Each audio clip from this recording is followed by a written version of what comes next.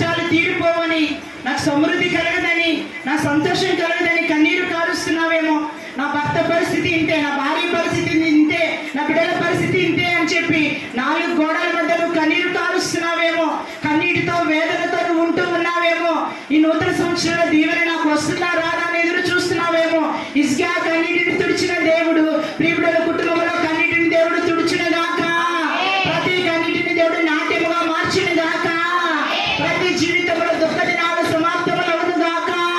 నూతనమైన దీవెన ఆశీర్వాదాలు ప్రియబిడ్డల కుటుంబాలకు దేవుడు దయచేయను గాక. హిజ్కియా కన్నీరు కార్చాడు, దేవుని సన్నిధిలో ప్రార్థన కూడా చేశాడు. ఊరికే కన్నీరు వృధా చేయకూడదు. ఎప్పుడైతే మనం కన్నీటి ప్రార్థన చేస్తామో ఆ కన్నీటి ప్రార్థన చూచి దేవుడు ఆయుష్ని అనుగ్రహించే దేవుడు.